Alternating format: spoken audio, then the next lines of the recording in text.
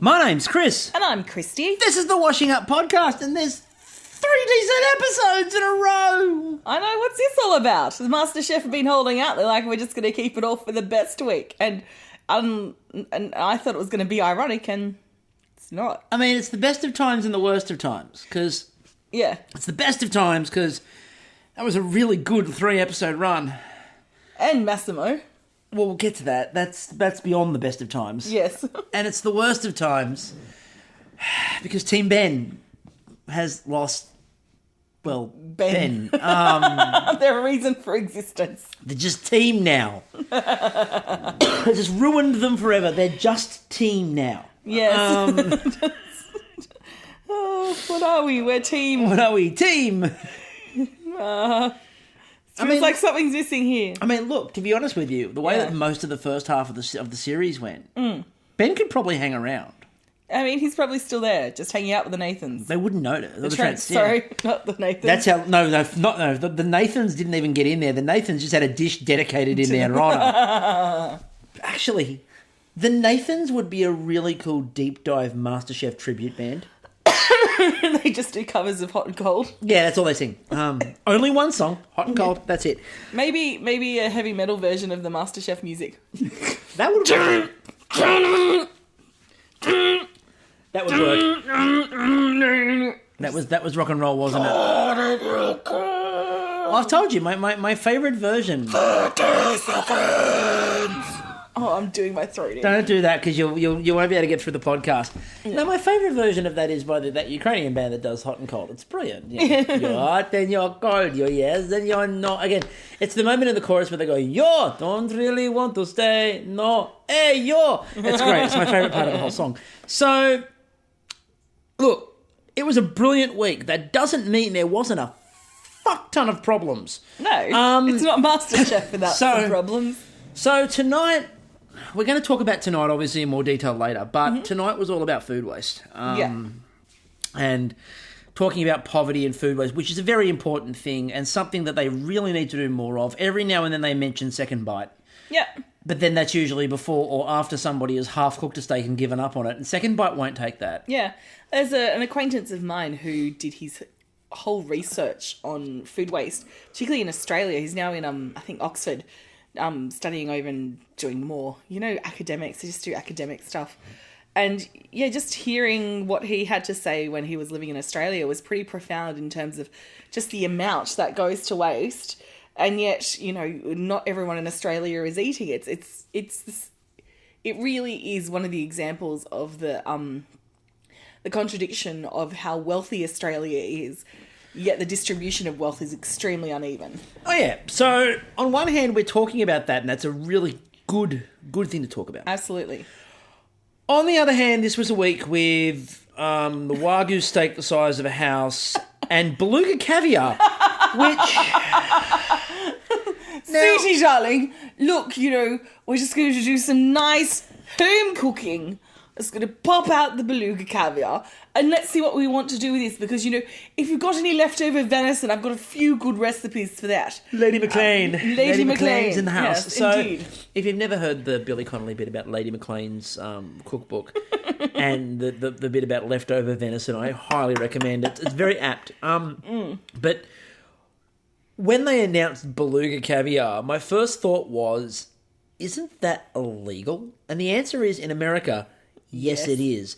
And the reason for that is the beluga sturgeon is a very endangered fish species, although there has been a minor comeback to it. Yeah, but they did say this one is farmed and sourced responsibly. It's sustainably, ethically farmed beluga caviar.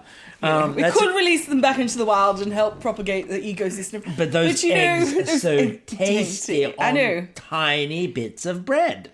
In my eggs, or just use it as a face mask as I wake up, and one for my vagina as well, to really keep it in tip-top shape, just beluga vag mask.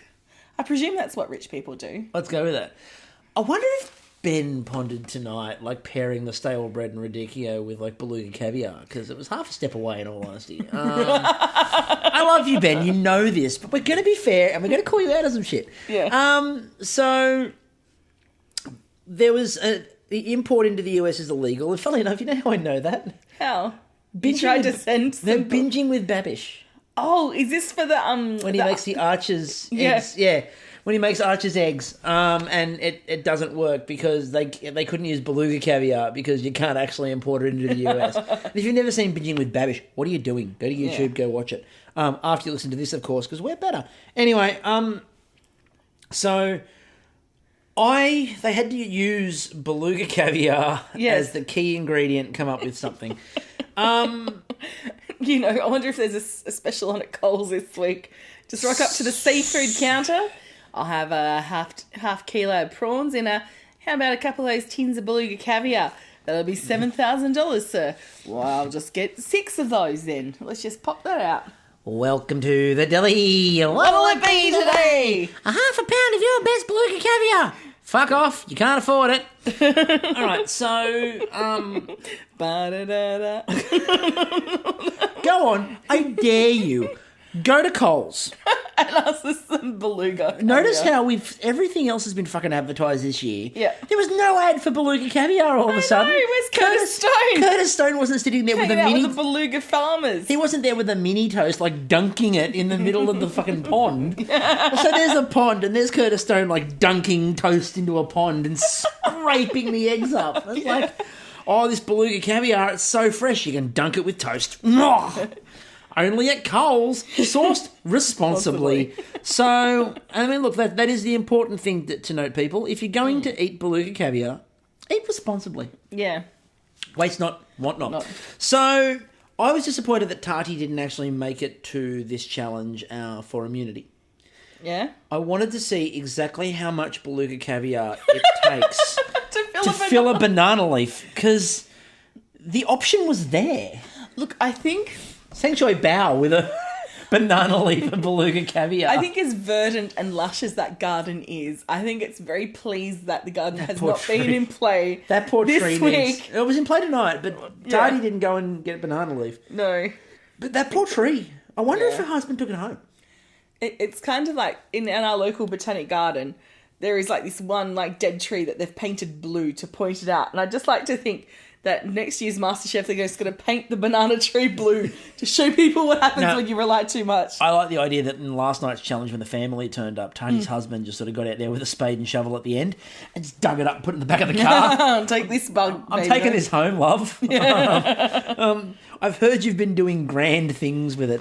Replace the banana trees at home. Now, when they were standing there watching all this happen, the judges uttered a phrase which was utterly ridiculous.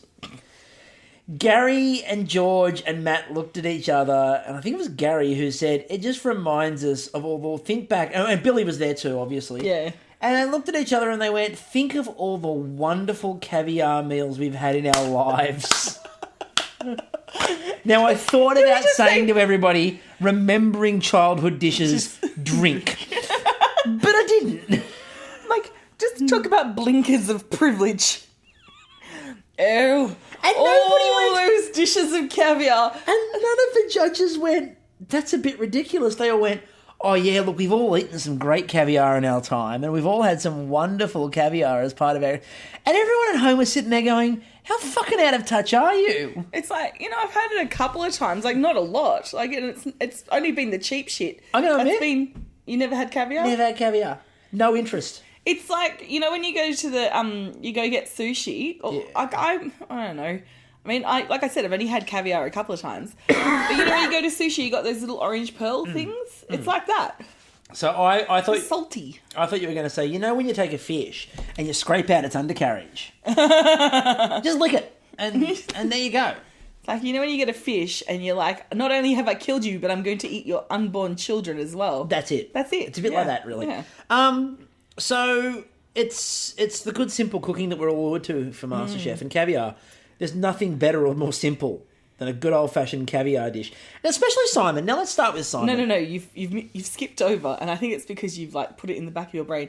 Matt's caviar face. Oh no! I haven't put that. No! I'm saving all of those for the end of this because they all did caviar face, and Matt Preston's caviar face made George Columbara's look normal.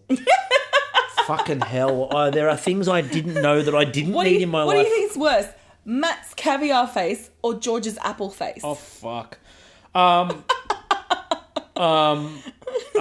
I have to take one of them? Yes, it's a competition. What's worse? Is this a fuck, marry, kill? Yes. Would you? Okay. Or what did Gary do? Gary's been hyper all week, so just jumping. Gary's spooning. Okay, so would you fuck, marry, kill George's apple face, Matt's caviar face, or Gary's spooning? Well, Gary's spooning seems to be marry, really, doesn't it? Yeah. Look, I can't pass up the opportunity to kill Colin Burris. So you'll fuck. I'll take Preston. You'll take Preston's caviar face. And also, far more importantly, remember, when they all brought out spoons to bash on the table, George pulled a spoon out of, I don't quite know where. It was like double the length of a normal spoon, and it looked like he just pulled it out of his own ass. Literally, it looked like he reached down and pulled it out of his ass, and then banged it on the table, which cannot mean health and safety conditions. No, like that has to be a whole new table all over. So George talked about the possibility of overdoing your flavours.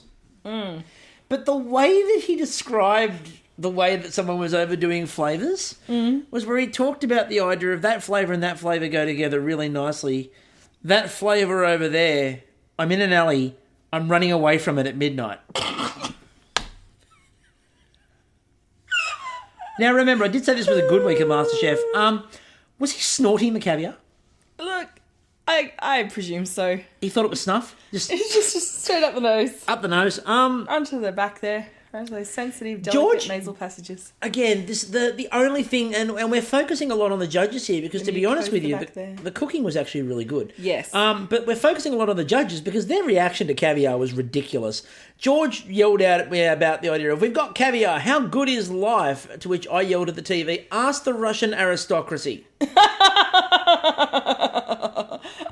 Rah, rah, Rasputin. Look, you could ask Anastasia, but unfortunately she got gunned down in a basement. Anyway,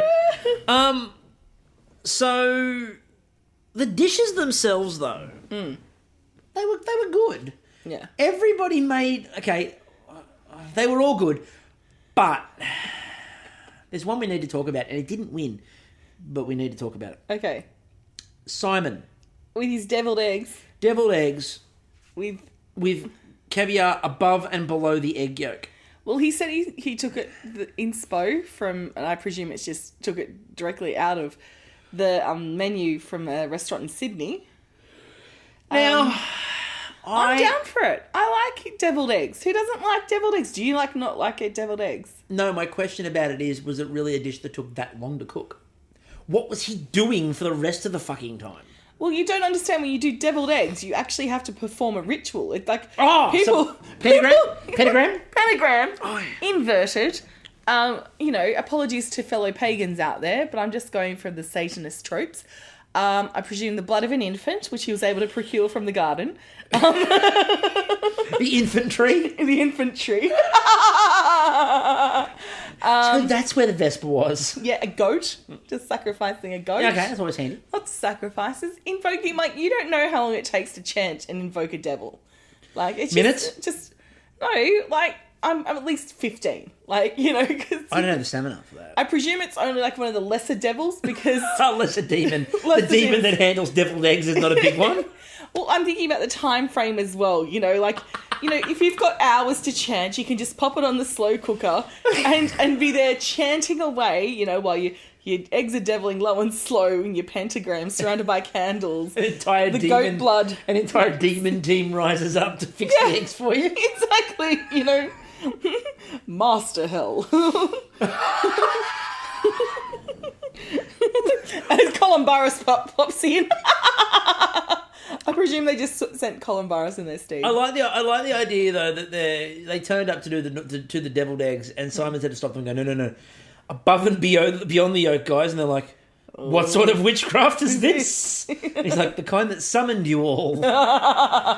So I felt for Simon because, and I don't really say that often, but you had Nicole, you had Tessa, and Nicole went first, and they banged their spoons. Wow, they banged their spoons and jerked off and something like that. Yeah, and then Tessa went up, and they kind of had nowhere to go Because, like, they'd already gone really big, and so they had to sort of go a little bit higher for her.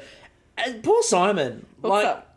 Take the apron off, walk home, go away. I presume they had to save the big spoon for him. But it comes down to a split vote. So they each of the three judges said that each of the three cooks were the best, which led to Billie having to do something. Thank fuck. And giving her something to genuinely do. Yeah.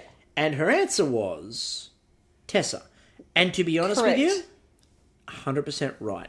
Yeah. We've said for the last couple of weeks especially, Tessa has been... consistent, Yeah. thoughtful, and you can see her development. Like, the plating up over the past couple of nights that Tessa... Like, everything Tessa's put down, I am picking up. Like, she's just fabulous. Her technical skill has been amazing. Her understanding of flavour profile has been very good. Her plating has come along in absolute leaps and bounds, which happened again in this challenge. And her thought process is impeccable. And when we get into this challenge here, as the judges said, and look, I believe them 100%. When the first dish out of these two that are coming up hit the table, I believe they thought it was his dish. Yes, absolutely. Right, now once his dish came out, they went, that's clearly his, because they know his flavours. Yeah. But the fact that she's plating up in such a way that everyone looked at it and went... Yep, that's hers. That's his. That's Sorry. his. Then the other one came out and they went, hang on a minute, that's... And by him, we mean, what's his name? I would keep calling him Tim, but he's not Tim. He is Phil. Yep. Phil Weasley. Yes, Phil The Weasley. long-lost Weasley brother, who I presume is a squib in the wizarding world, but a wizard in the kitchen. So, Phil Weasley, otherwise known as Phil Wood. But Phil Weasley for the rest of this episode, because, let's face it, he is a Weasley. Who does also had this slight kind of... The way he spoke and his mannerisms and stuff did remind me of Luke McGregor as well, the comedian. He was a much funnier Luke McGregor. He was a hotter, funnier Luke McGregor. So this was an unexpected delight.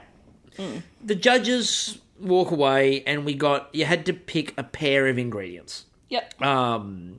So you had to pick, there was a range of things. So steak and onion was what they picked. Yeah. But you could have picked, Giggle and Hoot. You could have picked Hale and Pace. French and Saunders. French and Saunders. All of the great combinations could have Hamish been picked. and Andy. Hamish and Andy. Merrick and Rosso. Were there as well. So there was a number Akmal and Ed. There were a number of things you could have Tony picked. and Ed. Tony and Ed. Martin Malloy. You could have picked a range of flavour combinations that would have worked quite nicely. Yeah. But what they went with was steak and onion, and I was really interested that she went with steak and onion because I thought that's pretty easy. His background as well is French, and I thought, well, that's going to play to that. But Yeah. when they did that and the judges walked away, I'm like, okay, so this is going to be really interesting to see what happens here. I wasn't expecting Yeah. absolutely brilliant cooking from both of them, and Billie absolutely nailing The mentoring. the mentoring. Oh. What Everything every time she interacted with Tessa, you could see it was done in a thoughtful, supportive manner. Yeah, now she doesn't yell and scream and hoot and holler and make And herself pose near an oven. and make herself the focal point and try to win a pin on her own. Yeah. And look, I think that a lot of people still looked at Billie and went, oh, but, she doesn't have the personality that you need for this. No, bullshit, she doesn't. Watch what she did towards the tail end of that challenge when Tessa was in massive trouble with about a minute to go. Yeah, with the reduction splitting. Yeah, the reduction split. And Billie just calmly goes over and goes, no, you can save this. This isn't a problem, right? What do you need to do? Right, get some butter, put the butter in there, whisk it up. That'll fix it. Yep. Right, and she gave very good, very clear, very calm advice. She didn't yell. She didn't scream. She didn't make it a massive deal for the cameras, which I know I was going, but that's television. Yeah, but what we want here is actual mentoring. What Billie provided her It's mentoring. was actual mentoring. And that was one thing that I absolutely loved about it. But the other thing that I absolutely loved about it was just the way that Phil was really natural in his interactions and the way he interacted with everybody. And he went, I'm going to do something I don't really do. And I'm going to do something I don't really do because I want to test myself a bit. Yeah. I don't just want to make a dish I normally make. And that was at the end when the judges tasted it and they were like, is that on the menu? He goes, I've never made that before in my life. Yeah, and you could just see the clarity in the curry sauce. It was just so the idea beautiful. that he came up with of adding little bits of crab, and then this curry sauce that he put down over the top of it all, and it was just exquisite. And just different bits of onion laid through there, so we got that in. And the steak was cooked perfectly. Yeah. It was, but Tessa cooked an amazing dish. Yep. And it was a rare night where both dishes deserved to win. Yeah. I had absolutely zero problem if Tessa had won another pin. Yep. I had absolutely zero problem with Phil winning. Yep. And as it was, she got 9s across the board. He got 10s. 10s across the board. 10s across the board. But, I believe he was 100% genuine. He just turned around to her and went, you want a job when you're done? Yeah. Come work with me. Mm-hmm. And I think he's deadly serious there. Absolutely. Look, after this week, Tessa's in my top 3. She's got to be there at the end. So my call the other day was Tessa, Nicole, Simon. Yeah. So, look, the other 2 are now going to shift for me, but I really feel if Tess keeps these up, Nicotina Tessacchetti. Yeah, Nicotina Tessacchetti, yes. Yes, as they all... The holy triumvirate yes. of Nicotina Tessacchetti. Yes. Oh, triple blonde goddess, thine sits on the gantry. So, last night. Of the Queenslands. So Tessa doesn't win the pin last night, obvious. Doesn't win the pin.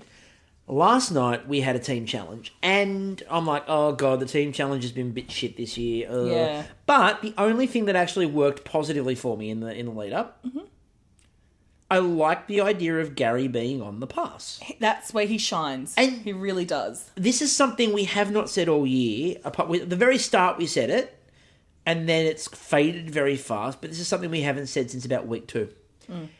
All 3 judges looked deliriously happy last night. They did. They were having a great time. Genuinely happy. Matt and George were on a wonderful date. And as the recap from this today was like they were in their own world, I'm like, a whole new world. Don't you dare close your eyes. Just Matt and George on their carpet of delicious flavoured George bombs. even had to tap it and make sure that Matt did the crossed arm eating thing. But they were so happy. Gary was in his absolute element and not being a dick. He was giving great advice. And he was being firm where he needed to, but he wasn't being a cunt about it. No, I don't like calling them a cunt. But he's done that. He's done that a lot. Cock. Yeah, he's done that a lot this year, where he's gone in really hard. We'll talk about that a little bit in a minute about what happened with tonight's episode. But he was harsh. Yeah. And he was talking to them about, you've got to you've got to do this, you've got to do that, this has to be ready, this has to be ready. What are you doing over there? But at the same time, if things weren't working, he came over and went, what's not working? What do you need to be doing? How do you need to be doing this? What can I help with? What can I give you advice on? Yeah. He was really, really good. Now, something in the group challenge as well I noticed is that we're now at a point where it's really obvious who's not in their stride at the moment. So last night, Simon, he was on top of things. We had Tim's cooking of the steak on top of things. Same with Nicole and Tessacchetti. Yep. Those that were kind of Larissa, God, she's phenomenal, that woman. And then we just have a few people like Derek struggled a bit there with the. Derek is in massive trouble now that Ben's gone. Yep, and Nushka is in massive trouble now that Tati had a little falter last night. She was a little bit behind. I'm starting to feel like we can see a tail. Yeah. Like Ben had a really good 2 weeks, but he'd started to go back towards the tail again, and tonight obviously dropped completely off. Derek has been in struggle street all week. We talked about that. And he's been in a really He just seems like he's lost the plot a little bit. He's just got a little mad. As I said the other day on the podcast. Round and round. As I said the other day on the podcast. Yeah. It's almost like somebody snapped their fingers and he's woken up from this 7.5 weeks worth of trance that he's been in. Who am I? What am I doing? Where am I? And like last night when Gary came over and he goes, Are you caramelizing? Are you caramelizing those apples? Oh yeah, no, yeah. Oh, Sorry, Gary. Sorry, Gary. Okay, let's have a Gary. And I was waiting for him to just sort of fall over. Yeah. Like a la Larissa the other night, just thump. And he looked happy and confused and sad and upset and scared and thrilled and frightened, all in the one look. It was terrifying. So he's in a little bit of trouble. Anushka lost it last night when they have revealed. She was quite overwhelmed that her family was there. Let's talk about the idea of the family, right? Mm-hmm. So obviously they're like, you're going to be cooking for the most important. Now, it's obvious. Yeah. It's really obvious who they're doing, right? Because if you're talking about the idea of the most important people you're ever going to cook for, there's only one group of people that they mean. They mean your family. They always talk about that. And also, week 8 is always Unless letters. Australia becomes a fascist state in which it's glorious leader and his 39 favourite people. Exactly. This is normally the letter from home week. Yep. So because this is normally letter from home week, I was expecting families. And then they're like, the 40. And then you sat there and went... That's four per contestant. Exactly. Although I was interested to see who they were going to bring. A couple of them more than others. So, look, I'm going to jump for a minute. Yeah. Simon. Yeah. She's real. The girlfriend. Oh, my God. I wasn't sure, though, because when they showed them hugging, I wasn't sure if she was trying to pull away and he just had her in a bear grip, but it did look like she wanted to be there. It looked... Yeah, it looked like she wanted to be there. I'll give him the benefit of the doubt. I think she's real. You could pick some families. You could... Wow. Derek's brother... Derek is version just 2. Derek version 2. Ben's family you could pick from a mile away. It's a bit hard with Nicotina Tessacchetti because so many blondes, and it's like, which blondes match which blonde? Well, you see, for Nicole, it was really easy to work out because her family still disapproves. So... I'm sure they just sent the nanny, the cleaner... Friends and well-wishers. Friends and well-wishers. Well-wishers and a note. Well-wishers insofar as they don't wish her any direct harm. Yeah, it's like a note saying we're still disappointed. We're still disappointed. But at least you've made it to the 10. So Gary on the pass actually meant that he was far more excited and far more interested. We saw Tim on beef, which... People talking about Tim and his beef. Tim talked a lot about his beef. Yeah. Now, Tati got herself up. Tati got herself behind very early on. Yeah. And then other people had to go bail her out. Larissa sent people over, but the question was, why was she behind in the first place? As I said before, Anushka, when she worked out it was the family, cried for a solid... I'm going to predict, and I know it's a letter to together, but I'm going to predict she's cried for a good 15 minutes. Yeah. Because she walked away... There was this... They'd like got halfway through the next lot of prep. I don't think it was a 5-minute thing they stretched with editing. It looked like she actually went for about 15. Yeah, and then had to take some time in the pantry. And then she was a mile behind when she came back out. And when they got to the dessert, which she'd had the whole time to do, she's like, I'm way behind here. Yeah. Like, she didn't cope well with the idea of the family thing. And look, I get it, but by the same time... So... Yeah. Now, we've praised Gary. Yeah. But I do need to criticise him because he told Tim to infuse the steak. Okay. Get going, steak. Up and at him. You're dead. We've sliced up your body, but, enjoy it. Enjoy being cooked and cindered while your soul burns in hell or something. It kind of matches the general form of motivation that I thought they were going for last night. I kind of thought, like, for example, when they yelled out about, that's motivation, it's your family, and if you fuck up a dish, we're going to shoot one. Just there. Just above the temple. Just boom. Boom, shake boom, shake the ROM. Boom, boom, shake the FOM. George is going to execute them. With his tweezer gun. He's out there with tweezers, and he's just going to pick their brains apart, one strand at a time. So I wanted them, when they took all the food out to the family, I so wanted one of the family members to be the smart ass and go, this is shit. Now, a couple of things last night. So they had different things they had to use in each course. The entree course featured something very intriguing. So we saw Ridicule. We saw it twice in 2 nights because they used it again tonight as the waste not whatnot part of the challenge, which is obvious we got leftover of this. I can only assume Coles has a special. How often have you ever... It's a Harry Potter special. How often have you ever... Ridicule. It gives you, like, sad salad. How often have you ever used or eaten it?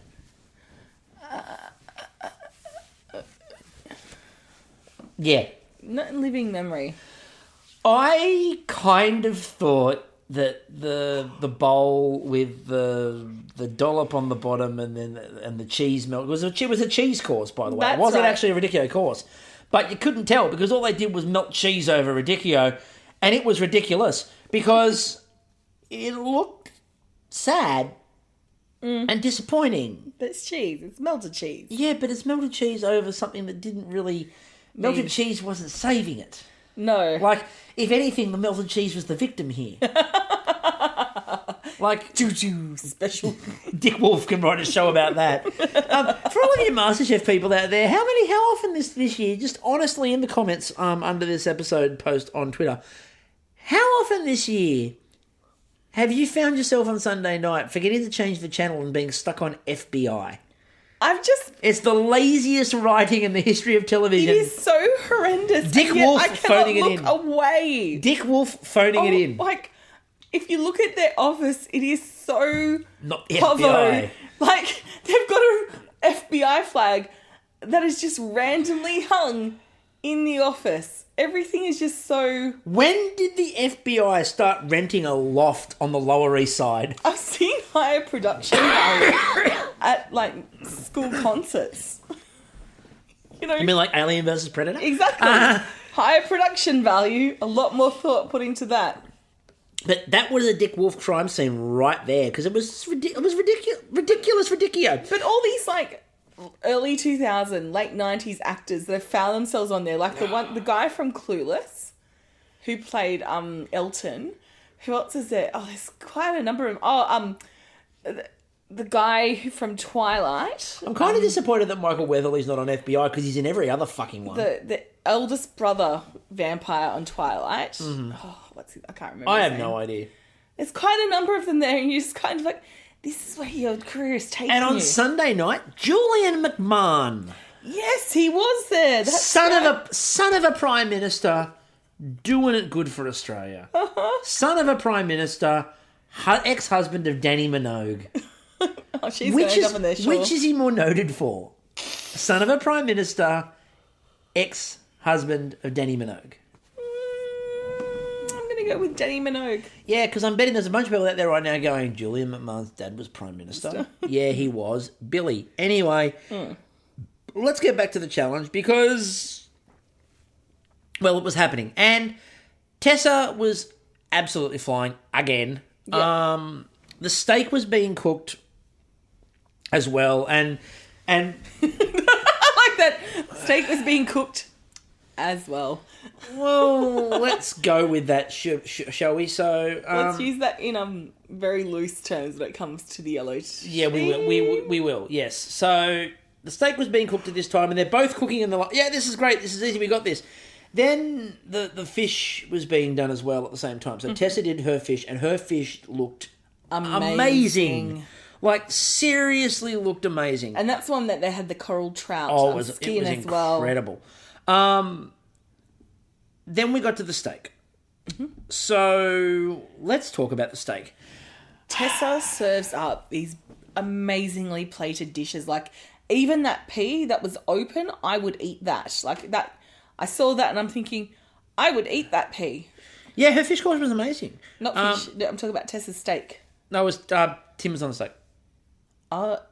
Tim was on the steak for one side because remember Tim cooked steak and Ben was on the steak for the other side. Yeah, but she did the fish dish. Oh my god! But didn't the steak? Oh, it was the fennel and the blanc. Oh, okay, the blanc. The Okay. Blanc. Okay. Yes, it was everybody's Texas favorite Milton Oh my Bradley. God. Everybody's favorite Milton Bradley game involving marbles. The Blanc. Yes, I'm sorry. I'm very, very tired. Thank you for reminding me. Yeah, even I'm like, oh. I would have eaten it too. Bits of fennel on it. Oh, amazing. So the steak. So Tim serves his steak and it's perfect. Yeah. And look, I hated the way that they orgasmed over it. Because it's a fucking steak. It's a fucking steak. It's a good cut of steak too. It's not like you've just gotten the crappy rump from. But what concerned me was that while the green team had a plan all along with that steak, the yellow team, Ben's cooking the steak, and then there's a meeting involving like everybody on the team as they all gather around and go, what the fuck are we going to do with the steak? And they hadn't actually worked it out. And eventually they came to the conclusion we should slice it like the other team. The problem was Ben hadn't quite cooked it to the level on the other side. Yeah. And then it wasn't allowed to rest properly. No. So as a result, it was Wagyu that was, look, it was under. It did not look appealing at all. But this is where there was a little bit of criticism, and I went in on them too like that. Cauliflower two ways. Is it too blue? Yes. Is it too blue in a world where Tim came back on a blue steak? No. No, it's not. No, it's not. And hey, too blue. This is where we've come to Is it Tim or you? 'Cause he's cooked for some old locals, and he'll be back later on. Hey, too blue. Too blue. Is it Tim or you? If it's Tim, he's good. But you're fucked if it's you. Like, it's a problem because, look, the biggest issue we've got with that is the consistency issue. We've talked about the consistency issue time and time and time and time and time and time again. And unfortunately for Ben, he is a straight white male with the penis, but Tim also cooked steak. Yeah. So, are they going to go with Tim or are they going to go with Ben? And unfortunately, yeah. So look, Ben had a bad cook there, and it ended up being the difference. Both desserts ended up being really good, and Anushka's even ended up being really good. Or say both ended up being really good. The yellows ended up being really good. Derek's what the fuck, which is what I'm referring to it as, ended up being a bit of a what the fuck. And look, the right team went to elimination. There is absolutely no doubt. No. And controversial statement for some of you out there, but we'll talk to you all in a minute. Right decision got made tonight too. But it's important to understand that Derek did fuck up the dessert. There is absolutely no doubt that he fucked up the dessert in terms of what it should have been. But it was cooked enough that it got them through. And like he needed to have completely fucked the dessert up, and that was never going to be a problem whatsoever. So at the end of the day, I think that it's really important that we acknowledge the fact that the yellow team had to go. Like, the yellow team had to go completely. So the yellow team go into elimination, but then they get the news that, quite frankly, I was waiting for. So I've got my mojo back, got my spark back. Massimo fucking Bottura. You are getting to cook for Massimo fucking Bottura. Oh my fucking God. And like everyone, you could just see them going, oh, I'm going to eliminate Massimo Bottura. I'm elimination. You would be happy if you got to use a bathroom directly after him. You know how I criticised Abby for the way that she kept on deliberately fucking up in order to get to cook for Nigella as much as possible. You would take that tactic. I would have fucking taken that tactic. If they'd mentioned to me before that team challenge, Massimo Bottura, I would have been on the grill like Ben, but rather than trying like Ben tried, I would have just thrown the steaks over my shoulder. I was like, whoops, oh, that one fell. Whoops, hey, Gary, come over here. Slap with the steak. Like, what the fuck are you doing? I'm cooking for Massimo Bottura. Just Fuck wiping your off. butt with it, whacking it on a plate. On the plate. Look at that. I've zhooed it. Anyway, so let's talk about Massimo Bottura. Fuck the rest of the challenge for the minute. Massimo fucking Bottura. If you've got no idea who I'm talking about, if you looked at this tonight and went, I don't fucking know who this man is, go and watch first episode, season 1, Chef's Table on Netflix. Now, you probably have heard of him inadvertently if you're a Facebook user, because quite a few years ago, there was a Facebook, like, meme thing that went around that when there was that, it was an earthquake in Italy that fucked up the Parmigiano. Reggiano, yeah, the entire stock of the cheese was fucked, and there was no way to store it, and it had to be used ASAP or it'd go to waste. Yeah, basically the entirety of the town's income and livelihood was gone. So he basically created a recipe. He created about 8 different recipes. He stepped in and basically made his entire restaurant menu nothing but the cheese. And then gave the recipes out worldwide. Didn't sell them. Gave them out and went, here, make these. And encourage people that if you're going to make it with the actual cheese. Yeah, so bring the cheese in. Bring the cheese in. So Ostraco, which is his restaurant, I would kill. I would absolutely kill. It looks like sort of like a lovely, comfortable house. Mm-hmm. Some nice artwork on the wall. Some comfortable tables. Some nice furniture. It doesn't look like a restaurant at all. No, not at all. His story is incredible in terms of going over to America, working in cafes in America, chatting up a waitress who came to work at the bar one day, marrying her, taking her back to Italy, going through all these other restaurants, and then just opening his own place. And one of the greatest desserts of all time, Oops, I Dropped the Lemon Tart, which literally came about because in his 5-star restaurant that he was cooking, his sous chef had a tart that fell off a plate. And it was the last 2 for the night. Yeah. So one was okay and the other one had broken and he was inconsolable, and Massimo's just gone, no, pick it up.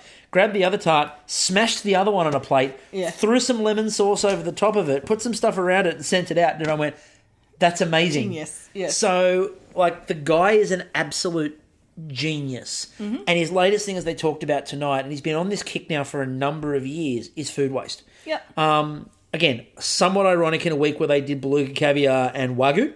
Mm-hmm. But he's looking at this idea of the amount of food waste that's happening around the world. He's looking at food privilege and how can we actually respect and be sustainable, which is great and encouraging.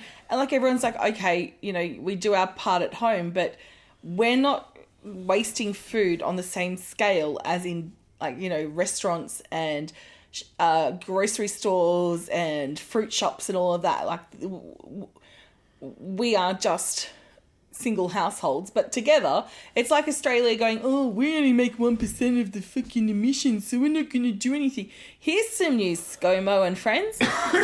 We're one of 49 countries that only produce 1%. So if all 49 countries who produce 1% stop producing emissions or lowered their emissions, we'd make a big fucking impact. Anyway, back at the ranch. So, back at the ranch, because I'm going to rant more about Massimo Bottura. So, Massimo comes in and he's amazing and he's everything I hoped, and just the smile, but also the knowledge, the level of food knowledge this man has is unbelievable. Genuine interest. And his passion with everyone. And I know there's a few people who are sort of going, oh, well, he didn't seem to like, no, it wasn't about didn't seem to like at all. If you're doing what you're supposed to do, he was very much into it. Like Simon, okay? Any other challenge, if Simon said, I'm going to do a Caesar salad, it wouldn't have matched, but the thinking behind it, and I actually really respected what Simon was doing tonight, is he's gone, you know what? I'm going to make a Caesar salad because I can use the lettuce and the radicchio in it. I can use the bread. I can do that. And that's exactly what Massimo wanted, is to show these ingredients are still worthwhile and valuable. Show me how you can make them, delicious and appreciated. Yeah, look, we've had a lot of problem with Simon in terms of, not as a person, we think Simon's awesome, but just we think that the judges have occasionally been too generous. Yeah. Tonight, no, he nailed it. Absolutely. He nailed it, And it's his sort of brief. It's the sort of thing he cooks. Last Thursday was bullshit. This Thursday, No. absolutely perfect. Can't complain about this Thursday. They were 100% right, and he got that 100% right. Yeah. Larissa, I'm just going to let you go. Okay, so from the get-go, when I heard her talking about what she was making, I love the way this woman thinks. She is definitely a dark horse. I'd love to see her in top 3. It's just because she's a dessert expert that makes me worried that there's going to be maybe a challenge that is going to be savoury that it might not work. She's going to need to make savoury between now and the end. Exactly. But she's got the way she thinks and her, the passion fruit tonight, she's like, just going to chuck it all in a blender and put that in the compote. And there she's popping the passion fruit pulp into the cheesecloth. She's got that in there while it's cooking. And she's like, I'm going to make a French toast tiramisu. It's like genius. Sounded amazing. That is what stale bread is for, French toast. And when Massimo Bottura pops over to her bench while she's in the pantry... And eating her chocolate bread crumb, which is amazing. And they're all going, is that okay, Massimo? And he's like, oh my God. Now, I felt bad for Ben because while he's back talking about it, he's unfortunately next to Ben's bench and he's just finished reading the riot act there. Yep. So poor Ben is a bit down and he's trying to cook and he looks over to his right and all he can see is Massimo raving about what a wonderful dish this was. And I'm like, yeah. Oh, you poor bastard. The unfortunate thing for Ben is... We'll get to Ben in a minute. So he missed out on experiencing Massimo's superpowers. Yes. Okay, so Larissa, you did a bang-up job. Love what you were thinking. Well However, done. Yeah. There was one person in this kitchen. Yeah. Like... Tati, I was so worried about. For those people who are ultra-religious, I may be about to say something that to you might be sacrilegious, but for me... It's just a way of life. But to you, it's sacrilegious. It's sacrilegious because I believe Massimo has many spiritual qualities. And one of them is his ability to pass on knowledge through just a touch. Feel the power of Massimo. He walks the streets. Let the power of Massimo flow through you. He walks through the streets just touching people and randomly giving them recipe ideas. and Tati stood... for what seemed to be an inordinate amount of time at the front, trying to work out what the hell to do. She ran up. It was really awkward. Yeah. She ran up to the front bench while everyone else ran off and, stood in front of them all. Yeah. And then just looked. Yeah. Like she was like, hi. Uh-huh. I'm Tati. I looked at some food here. I'll just food. I'll have a little squeeze, yeah? That's ridiculous. We saw that last night. Ridiculous. We saw that last night. And bread and... I had some toast this morning. There's bananas. I like bananas. Do you like bananas? I like bananas. Anushka doesn't like bananas. We'll come to that in a minute. So she turns around and eventually walks back and Massimo comes over and goes, hi. And she's like, hi, I love you for food. Waste is great. I love you. And Massimo gives her a massive hug. And you could just see this aura just emanating off him. And as she walked away... Yeah. She just went, I know exactly what I'm doing. And just started. And made this amazing. Gatto. But it was amazing. And she just, once Massimo was at the bench, nothing could stop her. No.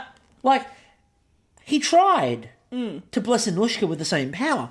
Oh. And he walked over to Anushka and she's got all these lemons that she's cutting up and she's trying and he goes, let me help you. Yes. I can heal your cooking. So what you need to do is use those bananas over there. See those bananas? Yeah. Use those bananas.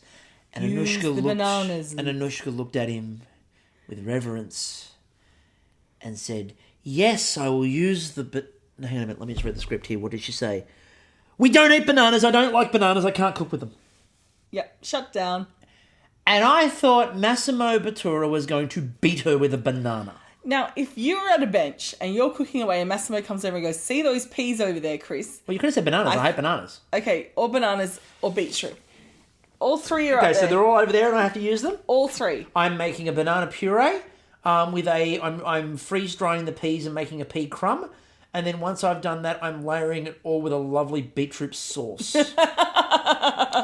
On top of pickled beetroots, of course. And obviously then I'll do some fresh peas around the outside. What about like a pea-crusted banana deep fried with a pickle, with like a beetroot? Is Massimo sauce? judging it? Yeah. Delicious. Yeah. Dish of the century, I would do it in a heartbeat. If Massimo fucking Bottura suggests you might want to use something, there is a reason. I saw a lot of people turn around and go, good for her standing up to it. The problem with the dish that Anushka served up was the flavours didn't work. Because beetroot, when it gets put in the oven like that, doesn't go the same direction that she thought it was going to. Yeah. You needed to have the banana to counterbalance the flavour. The making the cheese is a very Massimo thing, and that was a good move.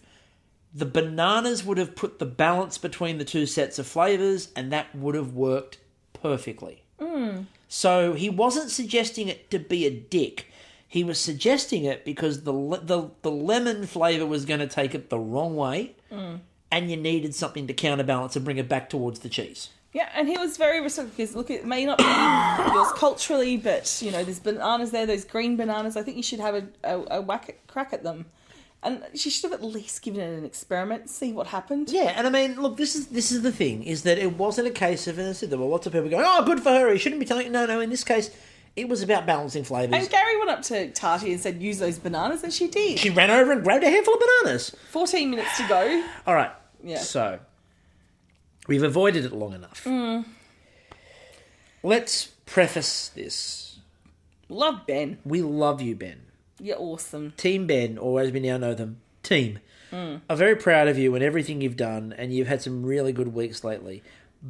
But I think you had beluga vision. Beluga on the brain? Beluga on the brain. Beluga on the brain. Caviar vision. It's caviar dreams and champagne memories. Yes. I'm Robin Leach. Welcome to the lifestyles of the rich and famous. And here in this food wastage challenge, we've got Ben serving duck.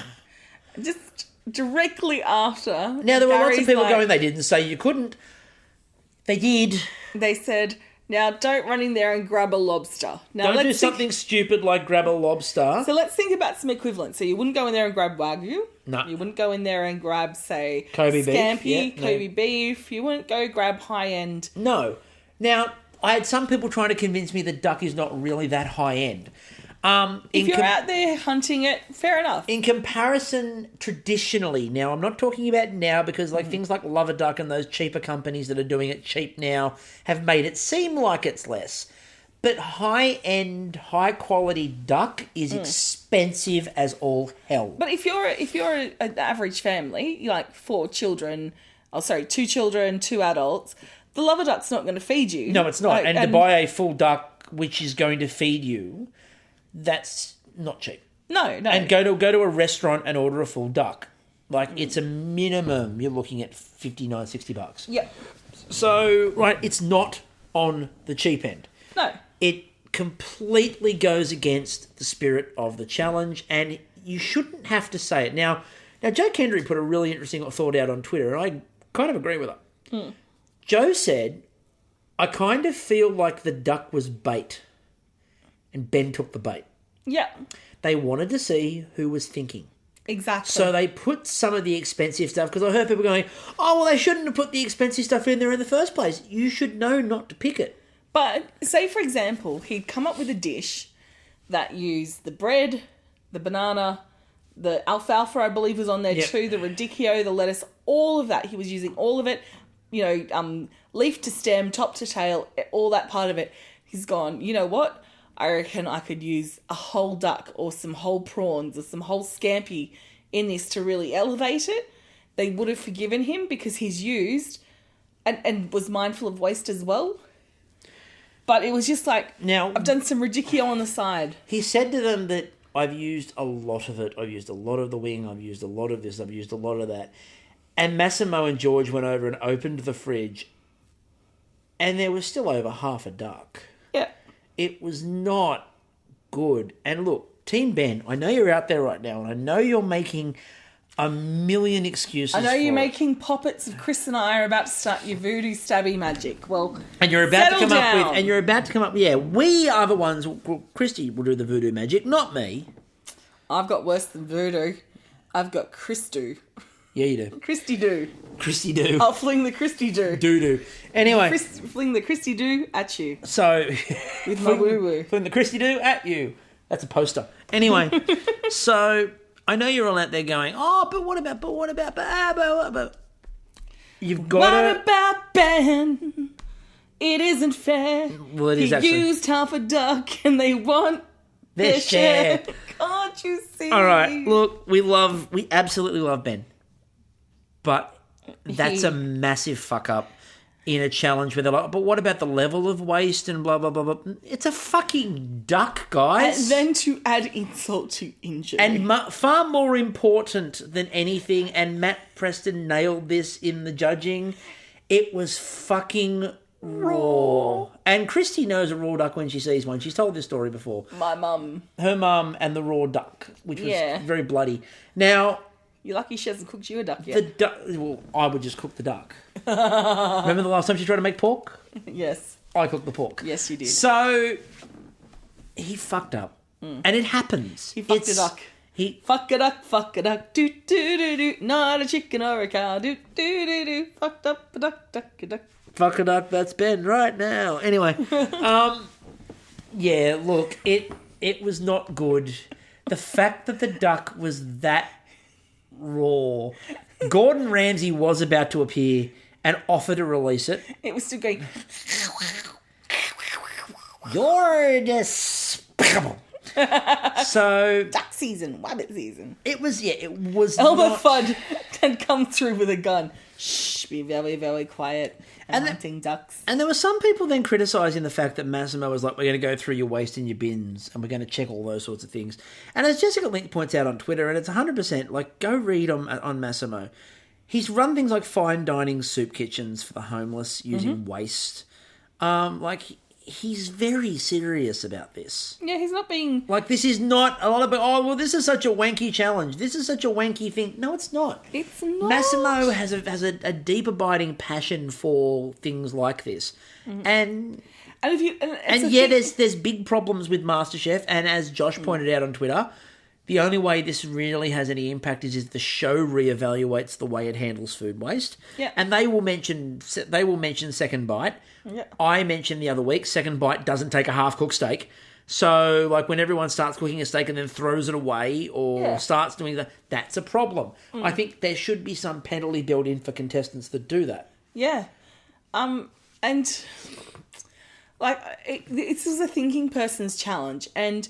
A chance to challenge yourself, and yeah, it's an elimination. You want to do good, but look at Simon. He came in. He goes, "Oh, the hearts of these cos lettuce, they don't usually get eaten, but I want to use it so that And he went and smoked it, or I don't know, did something fancy to it. He smoked the lettuce. And then he was smart. He's like eating Very the waste hippie of as he him. goes. Yeah, he was lettuce, and I'm doing air quotation marks. So, it was a bad night in the kitchen for Ben. It was a horrible night in the kitchen for Ben. That doesn't downplay the fact that he was treated like shit for a large proportion of the competition. And let's point out that Gary and George came in after everything was done to pick out that he was using a duck. Like, there was no going back at the point where they came in and said, is that a good choice? I don't think he could have gone back on it anyway. Pardon? I don't think he could have gone back on it anyway. If he'd have come to the bench with the duck before he cut it, and they've gone, duck, Ben? Really? Is that a good choice? There's a good time. Yes. My caveat to that is, for me, it's a really obvious mistake. Yeah. And I would love to give him that, well, they helped the others. But they helped the others with minor issues. Yeah, not you picked an ingredient that we basically said don't pick. Yeah. Right? So it would be like, for those who believe in the idea of the Garden of Eden and the apple, that would be like going, you can have any fruit except for the apple, and having the apple and then going, well, how was I supposed to know? Like, an apple? Really? Like seriously, why the apple? I mean, could have been the other fruit. Oh, maybe he got a bit too involved in Simon's deviled eggs thing. Yeah, He was stuck in the incantation. yeah, just just like snake. He never quite got out of it. But look, David Tennant offering him just Crowley. But look, inside the top 10, that's an achievement. Yeah. All right, and some of the people he's got to cook for, I would swap places with him to get to cook for Massimo Bottura. I would swap places with any of them. I said when Anushka was crying at her bench at the end, when Tati was crying for a hug, I would have swapped with either of them. Mm-hmm. Look, Anushka survived by the barest of margins. She survived by the rawness of duck. The rawness of duck saved her. Unfortunately, team will just be in mourning. Yes. They're not team men, they're just team now. Just send a bit of love to our friends on team. All of you out there on team, we're thinking of you at this dark time. So hopefully you recover in time for next week. Yeah. You have our love and condolences. And what I would like to say though is, and everyone knows, like, again, listen to last Thursday's episode. You don't have to go too far to hear me swearing and yelling and screaming about the show.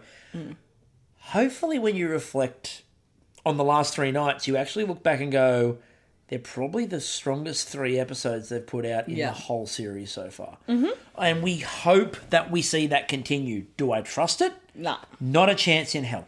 Do I expect at some point next week I will be hooping and hollering? You better believe I do. Yeah. But it won't be on Sunday night. No. Because now we're doing Mondays and Thursdays, as you well know. Mm-hmm. But Sunday night, something a bit different. We're going to have a hoot and a holler, but with a friend. We are going to have a soon-to-be friend of the show. Soon-to-be friend of the show is going to be on. Someone who... I've made people guess on this one, by the way. So, like... name rhymes with mess. So, name rhymes with mess. Possibly should have won the return challenge. Yeah, outdid by a blue steak. Might have been, just... Awesome earrings. Yeah. Hilarious. Might be called Jess. So, bugger teasing it. Jess will be on the podcast on a special episode, a very special episode, much like a very special blossom. Mm-hmm. This will be a very special episode of The Washing Up on Sunday night, where we're going to have a chat to Jess. No, so bring your children, and I think it's best that they listen to it with the parents. We talk about important social issues that are impacting the youth. So if they've got any questions, they can ask it about it at the end. You can clarify. Yeah, and there will be a fact sheet. Yeah. And by fact sheet, I mean the drinking card game. So, yeah, Jess will be on the podcast this coming Sunday as a special episode. Woo! So listen out for that. Our normal episodes, Monday and Thursday, will be out as per usual. Jess is not going to be the only person from this series that we talk to. Hopefully. No, I can confirm she's not the only person we're talking to from this series. There are a few others lined up, and I think there will be a few people that will be quite happy with that, put it that way. Yay! So, with that in mind, we leave what was a fairly good week, but sour on the fact that we lost Ben. I'm still Chris. And I'm still Kristie. We will catch you all on Sunday night for a special episode. Oops, I dropped the lemon tart.